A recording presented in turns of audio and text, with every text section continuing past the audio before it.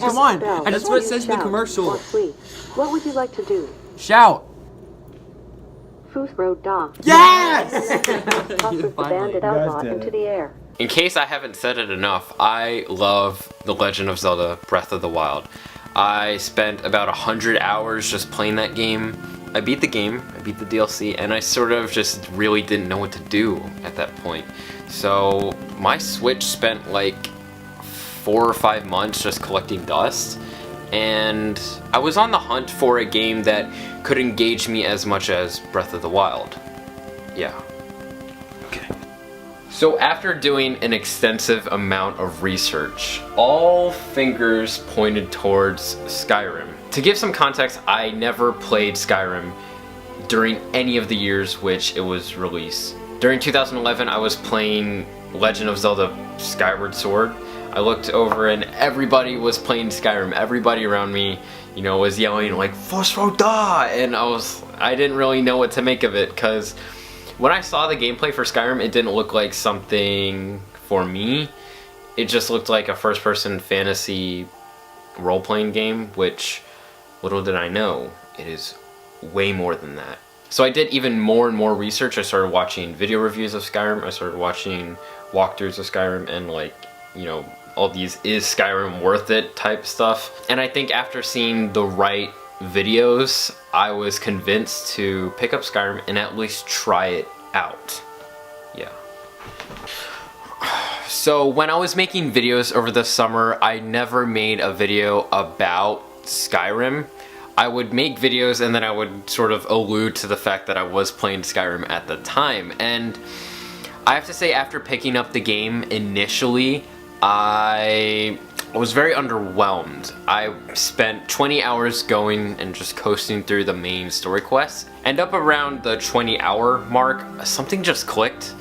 I realized what it was that I enjoyed about the game. I started to venture off from the main quest and sort of just explore the world on my own and form my character, my version of the Dragonborn, in whatever way I so chose to. And that was when the game really unfolded and opened up to me as to why it is so addictive and why it's so easy to pump so many hours into this game. The same way that Breath of the Wild allows any kind of player to get creative with how you play that game, Skyrim allows you to be creative with how you like mold your character and how like you can explore all these different like play sets. And you know, I'm probably not saying anything new or original about the game. I'm not, but that was new for me considering that I didn't experience this game all those years ago, and I am thankful to have pumped 100 hours into that game.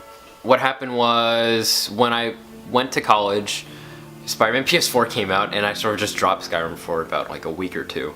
But after I beat Spider-Man PS4, I went straight back into Skyrim and then I beat it.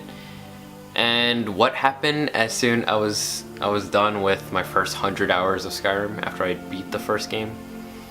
Well, I started a new file and I played again. And the second time that I played through Skyrim, I sort of tried to explore more skill tree sets, or you know, different character types that I didn't quite explore before.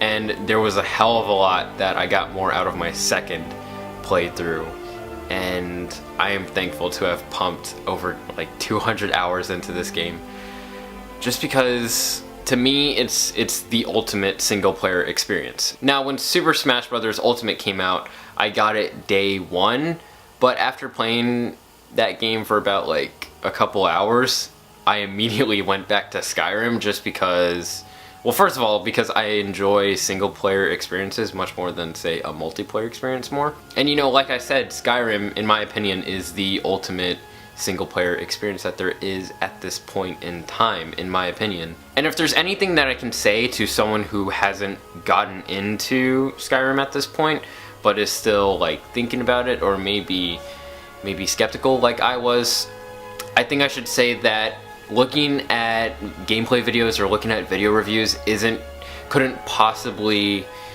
show you just the potential in how much fun you could have with this game. But I probably should say that there is only one man out there who can accurately portray how a Skyrim addiction looks like and how enjoyable it could be. That's all I'm gonna say about that.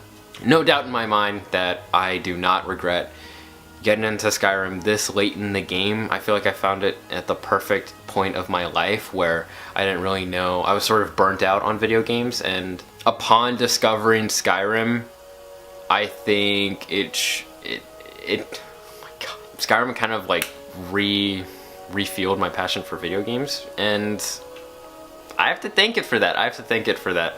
And also to everybody who pointed me in the direction of this game. So yeah. So here we are now. I'm not playing Skyrim at the moment. I've sort of put it down for a little bit to turn my attention towards other games like Red Dead Redemption 2, Wolfenstein. I'm trying to get into Fallout. I still have Fallout 4. I haven't touched it at this moment because Red Dead 2 has taken up a lot of my time. Is there anything else? So this is my house. I don't think I want to talk about how much time I spent trying to make this dream come true. So I don't really know how to end this video, so